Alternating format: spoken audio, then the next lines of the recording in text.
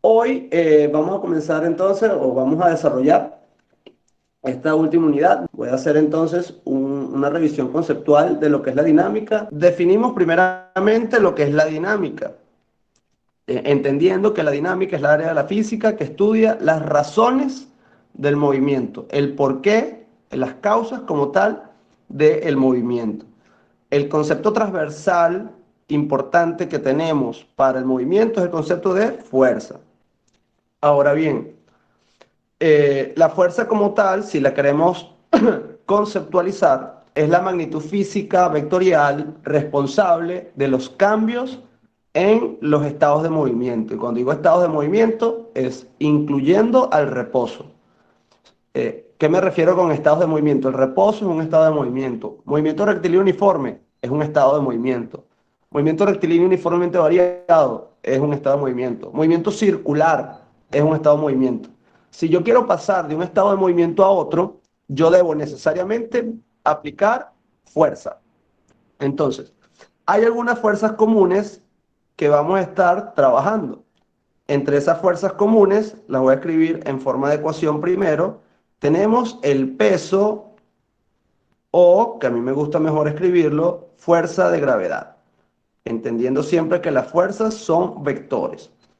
El peso, la fuerza de gravedad, es la relación de la masa con la gravedad o atracción gravitatoria que está presente. Más adelante, cerrando este lapso, vamos a hablar sobre la ley de la gravitación universal, que dice que si cambia la masa con la cual ejerce la gravedad, va a cambiar el peso. Por eso es que nuestro peso en el planeta Tierra es uno, y si nos vamos a la Luna, tu peso cambia. Y si nos vamos a Marte, tu peso cambia. Y si nos vamos a Júpiter, tu peso cambia. Porque quien ejerce la fuerza gravitatoria está cambiando. Pero tu masa, por si acaso, tu masa es una característica tuya propia. Y tu masa, no importa si estás en Marte, en Júpiter, la Luna o el planeta Tierra, tu masa es más o menos la misma siempre. ¿Bien? Eso es una de las fuerzas comunes que vamos a estar trabajando. Hay otras fuerzas que son muy comunes que vamos a estar trabajando, como la fuerza normal, que vamos a denotar N. Una fuerza que se relaciona también con la fuerza normal es la tensión, que vamos a denotar con la letra T. Estas dos fuerzas las coloco una al lado de la otra. Ambas fuerzas son fuerzas antideformadoras y dependen de quién ejerce esa deformación. Si yo tengo una superficie, esta superficie puede tener cualquier forma. Vamos a denotar acá que es una superficie. Bien, todos ya intuyen cuál es el lado interno y cuál es el lado externo de esa superficie. Si yo intento establecer una deformación desde la parte superior, yo aplico una fuerza para doblar, para transformar esa superficie, imaginemos que es una plastilina, hay una fuerza hacia arriba. Esa es la fuerza normal. Ahora, si yo esa fuerza la aplico a un ladito, esa fuerza va de lado. Si la aplico aún más de lado, por acá, esa fuerza iría hacia allá. La fuerza normal es perpendicular, la fuerza normal es perpendicular al punto donde se aplica la fuerza. Siempre va en la dirección opuesta a la deformación. En esta zona de aquí arriba, la deformación iba hacia abajo, iba a ser hacia abajo. Por eso es que la normal es hacia arriba. Mientras que en esta zona de acá, la deformación iba a ser hacia abajo. En este caso, la deformación iba a ser inclinada. Por eso la fuerza normal es inclinada. Y en este extremo izquierdo, la deformación iba a ser horizontal. La deformación iba a ser hacia la derecha. Por eso es que la fuerza normal va hacia la izquierda. En la tensión, estamos hablando de una cuerda. Bien, tengo una cuerda. Si yo aplico una deformación para estirar esa cuerda, va a existir una fuerza que se opone a que yo estire esa cuerda. Y esa fuerza se dirige hacia la cuerda, en cualquiera de los dos extremos. Por eso hablamos de que la tensión solamente se produce al querer estirar un cuerpo en general. Tu brazo, por ejemplo, puede sentir tensión. Tu brazo puede sentir tensión, pero depende de en dónde se aplique esa deformación, la tensión va a un lado o a otro. Por ejemplo, supongamos que este es tu brazo. Estamos hablando en realidad de tu brazo. Es tu brazo y te están alando tu brazo, sientes una fuerza, que la estoy colocando en rojo, una fuerza para estirar tu brazo. Bien, en la zona de tu hombro, tú sientes que tu brazo se va a salir, en la zona de tu hombro. En cambio, en la zona de la muñeca, sientes que tu brazo se va a salir de la muñeca. Es una demostración de hacia dónde va la fuerza. Tú sientes de hacia dónde va la tensión. La tensión siempre se dirige en contra de la deformación, en contra en este caso de la fuerza que está procurando estirar tu brazo. Entonces, por un lado tenemos el peso y por otro lado tenemos la tensión y la normal. Lo vamos a colocar por aquí. Entonces, el peso, eso es una fuerza normal de la que vamos a estar hablando, una fuerza común. Y por acá tenemos la fuerza normal y la tensión. Las coloco juntas porque ambas son fuerzas antideformadoras y que no tienen una ecuación formalmente dicho. Antideformadoras.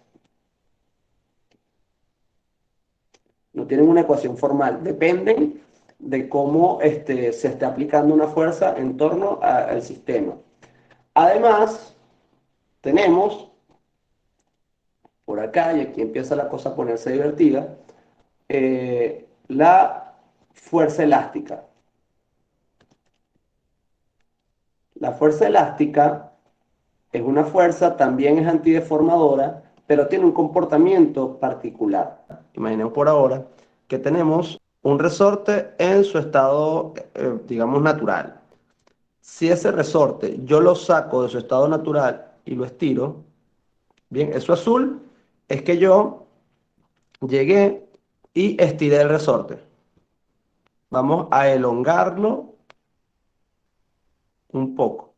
Dependiendo del tipo de resorte, allí vamos a tener una fuerza, vamos a llamar de resorte, una fuerza de resorte, que va a ser a menos una constante que se llama constante de elasticidad por la elongación. Voy a copiarlo mejor así, por la elongación. El cambio que hay entre la posición que teníamos al inicio y la posición que tenemos después. Entonces yo tengo allí una fuerza que viene definida por una ecuación que depende de la constante del resorte, que es esto que tenemos acá. Ahorita lo escribo, eso es la constante del resorte y depende de la elongación o compresión. Y la dirección que lleva ese resorte, la dirección es menos la dirección que llevaba la elongación. Ese simbolito que acabo de colocar arriba, significa unitario, vale 1. Lo importante ahí es que lleva la dirección de elongación. Un momento acá. La dirección de la elongación. Bien. Aquí tenemos el signo menos. ¿Qué quiere decir eso? Que si yo estiro hacia la derecha el resorte, la fuerza va a ser hacia la izquierda. Si lo comprimimos hacia la izquierda, la fuerza va a ser hacia la derecha. Esa es la fuerza elástica. Y por último, vamos a colocar aquí lo que significan esas flechitas rojas. Por este lado tenemos constante de elasticidad, que depende del resorte. La constante de elasticidad es un valor que depende del resorte. Ahí la tenemos. Y por otro lado aquí abajo tenemos la elongación o compresión. Esa es el delta X, elongación o compresión. La última fuerza común de la que vamos a estar hablando es la fuerza de roce o rozamiento. Y según eso vamos a empezar a describirlo. Bien, el rozamiento de los cuerpos, vamos a anotarlo con la letra R, depende de una constante que vamos a llamar mu. No es una M, no es una U, es las dos cosas a la vez, se llama mu esa letra, y de la normal. La normal es una fuerza que depende mucho del contacto entre las dos superficies. Si hay mucho contacto, hay mucha normal. Si hay poco contacto, hay poca normal. Es decir, el roce depende del contacto entre dos superficies. Y el roce, de hecho, se opone al movimiento. El roce como fuerza, el roce como fuerza va en contra del desplazamiento. En contra del desplazamiento. Siempre va en contra del desplazamiento. Ahora, a nivel de cálculo, lo que me importa es esto que tenemos acá. Ahora, este mu puede tener dos valores diferentes. Pueden ser mu s o mu k. El mu s se refiere al coeficiente de roce estático. Es decir, cuando hay roce, pero no hay movimiento. A eso se refiere el mu s, coeficiente de roce estático. El otro, mu k, es coeficiente de roce cinético. Recuerden que cinético en griego es kinético, kinek. Por eso en el Nintendo, ¿cómo se llama? El Xbox, existe el Kinect. El Kinect es un captador, un receptor de movimiento, un detector de movimiento. Eso es lo que significa Kinect. Entonces, mu K es coeficiente de roce cinético. Ahí es importante. Cuando yo estudio cómo se comporta el roce, cuando yo quiero ver cómo se comporta el roce en función de una fuerza que se aplique, yo quiero saber si yo aplico una fuerza, cuál es el valor del roce. Si nosotros hacemos ese estudio, vamos a ver que mientras el cuerpo no se mueva, quiere decir que las fuerzas se igualan. Pasa esto, una línea recta. Mientras el cuerpo no se mueva, va a pasar que las fuerzas se igualan. Pero cuando el cuerpo empieza a moverse, va a pasar esto. La fuerza baja y llega un momento en que permanece constante. Esa diferencia entre un tipo de roce y otro tipo de roce es lo que nosotros vamos a estar llamando como momento estático y momento cinético, donde hay una fuerza de roce estática debido a que no se mueve y una fuerza de roce cinética, donde siempre la fuerza de roce estática es mayor que la fuerza de roce cinética. Si ustedes han intentado mover un mueble en la casa, al principio mover el mueble es muy difícil, pero después mover el mueble se hace mucho más fácil. Para hacer esto aquí, lo último que vamos a hablar hoy es del diagrama de cuerpo libre. Diagrama de cuerpo libre, que vamos a abreviar como DCL. El DCL o diagrama de cuerpo libre. El diagrama de cuerpo libre no es más que la representación de esas fuerzas que estamos hablando. Hasta ahora hemos hablado de 5 fuerzas diferentes. Repito, hasta ahora hemos hablado de 5 fuerzas diferentes. ¿Cuáles son esas 5 fuerzas de las que hemos hablado? El peso, aquí tenemos la ecuación, la normal, la tensión, también hablamos de la fuerza elástica, la tenemos por acá arriba, y hablamos del rozamiento o roce. Son las 5 fuerzas con las que vamos a estar trabajando, además de cualquier otra fuerza aplicada en general, cualquier otra fuerza aplicada en general. Entonces, el diagrama de cuerpo libre no es más que una representación. ¿Dónde representamos a las fuerzas? En un plano cartesiano. Vamos a hacer 2 ejemplos. Supongamos que tenemos, en este ejemplo que vamos a desarrollar ahorita, Bien, una persona alando una caja. Vamos a hacer el diagrama de cuerpo libre, en este caso, de la caja. Vamos a hacer el diagrama de cuerpo libre de la caja. Ok, yo hago mi plano cartesiano, ya lo hicimos, y empiezo a señalar ahora hacia dónde se dirigen las fuerzas. La voy a señalar en amarillo. Primero, el hombre está aplicando una fuerza. Esa es la tensión. ¿Por qué tensión? Porque te está agarrando como una cuerda. O sea, esa es la tensión. La caja, por tener masa, siempre va a tener peso. Entonces, hacia abajo va la fuerza de gravedad o el peso. Como el piso no se está doblando, fíjense que la caja está sobre un piso y el piso no se dobla, el piso no va para abajo. Eso quiere decir que tenemos entonces una fuerza normal que va hacia arriba. Una fuerza normal que va hacia arriba. Bien. Y si el hombre está haciendo un desplazamiento en esta dirección o está tratando de mover la caja en esa dirección, quiere decir que va a haber una fuerza de roce que se opone a ese movimiento. Si se opone, va en esta dirección. Este va a ser el roce o rozamiento. Y acabo de realizar un diagrama de cuerpo libre de qué ecuaciones o qué fuerzas van en X y qué fuerzas van en el eje Y. Así se hace un diagrama de cuerpo libre. Ahora fíjense, lo que me interesa siempre es qué fuerzas van en el eje X y qué fuerzas van en el eje Y.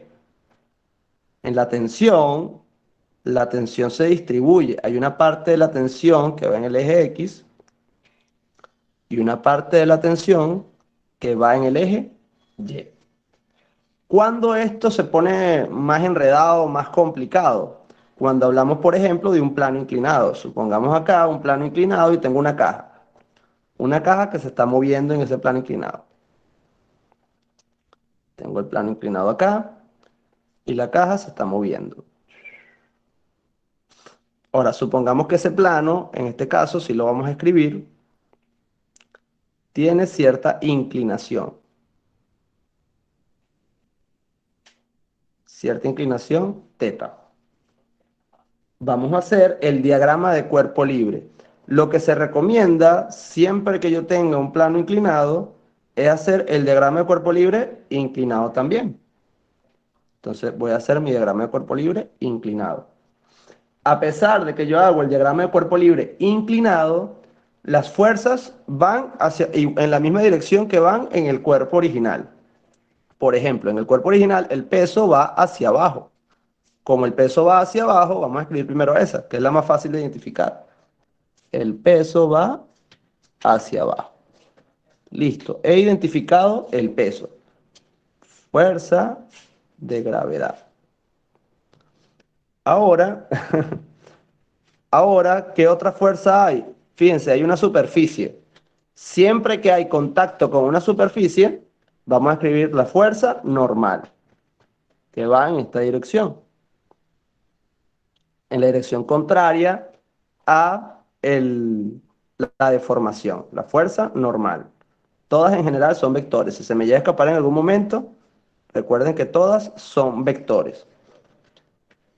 ¿Hacia dónde se está moviendo? Hacia abajo. Entonces, como se mueve hacia abajo, va a haber algo que se opone a ese movimiento hacia abajo. Y ese algo se llama fuerza de roce o rozamiento. Estas son las únicas fuerzas que están actuando en ese caso. Las únicas. Ahora, por algo que llaman ángulos complementarios,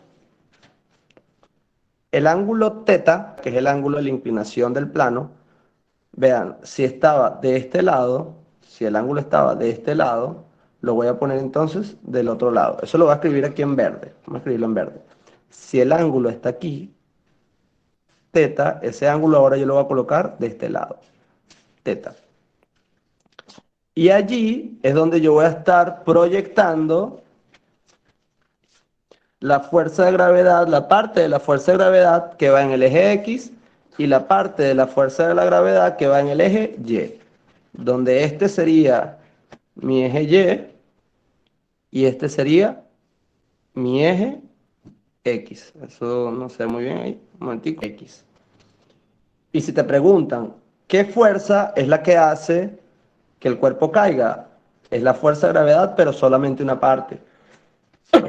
En la medida que ese plano está más horizontal, evidentemente no cae tan rápido. Y en la medida que ese plano es más vertical y está subiendo, entonces la componente en X aumenta. Y por eso vamos a ver, tenemos aquí X y Y, vamos a ver qué tipo de fuerza está influenciando el movimiento. Entonces, el diagrama de cuerpo libre en este caso de la caja, que es lo que estoy haciendo, aquí ya les he presentado entonces todas, todos los fundamentos de la dinámica. La clase que viene vamos a estar hablando de las leyes de Newton. En las leyes de Newton o con las leyes de Newton yo puedo desarrollar esto que les he presentado hoy para ahora sí cuantificar cuánto va a ser el cambio, cuánto va a ser la aceleración del cuerpo, qué tanto esfuerzo aplica cada fuerza en esa relación, en ese estudio que estoy haciendo. Algo importante acá que se me pasó antes de cerrar. Las fuerzas se miden en newton, es decir, un N. Y un newton, lo vamos a estar viendo más adelante en la ecuación fundamental de la dinámica, un newton es igual a 1 kilogramo por metro sobre segundo cuadrado. Bien, chévere. Bueno, chau, chau. Optimicemos el tiempo. Cuídense mucho. Chao. Chao, profe. Chao, Chao, profe, gracias. profe. Oh, profe. Chao, profe, gracias. Bueno, pues chao. Gracias. Nos vemos mañana. Seguro.